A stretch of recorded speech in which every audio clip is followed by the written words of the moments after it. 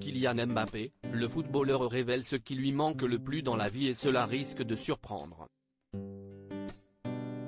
S'il est débarrassé des petites corvées du quotidien, Kylian Mbappé donnerait aujourd'hui cher pour les retrouver. Le 18 janvier prochain, Envoyé spécial consacrera un numéro spécial à Kylian Mbappé. Le sportif français le plus suivi sur les réseaux sociaux se dévoilera dans une interview exclusive menée par Élise Lucet.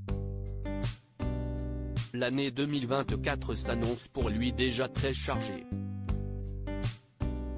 Libre de s'engager avec le club de son choix depuis le 1er janvier, la gloire du PSG a récemment déclaré au micro de RMC Sport ne pas avoir encore pris de décision sur son avenir. Si je sais ce que je veux faire, pourquoi traîner? Ça n'aurait aucun sens. Le plus important, ce sont vraiment les titres, on a un groupe déterminé et jeune qui veut gagner des trophées. Ma situation, personne n'en parle au sein du club, ça n'intéresse pas grand monde. Difficile de vivre comme Monsieur Tout le Monde avec un agenda aussi chargé que celui de Kylian Mbappé. Face à Élise Lucet, celui-ci n'arrive même pas à souvenir de la dernière fois où il est sorti acheter une baguette, seul. Ce sont des choses tellement simples qui étaient des corvées quand j'étais petit, quand mon père me disait « Va chercher ça », explique-t-il, avec un brin de nostalgie dans la voix. Le footballeur de 25 ans paierait aujourd'hui tellement cher maintenant pour faire ce genre de choses qui ne ressemblent à rien pour la plupart des gens.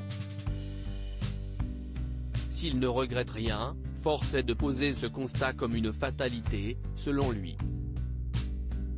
Ces autres petites choses qui manquent à Kylian Mbappé.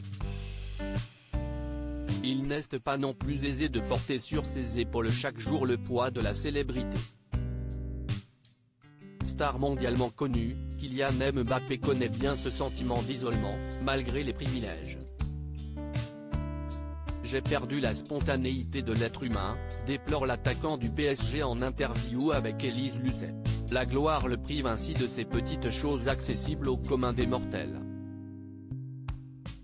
Le sportif se prend à rêver de pouvoir aller manger tranquille dans une brasserie, sortir avec des amis, faire la fête incognito, sans être soumis aux impératifs d'organisation qui bornent son quotidien.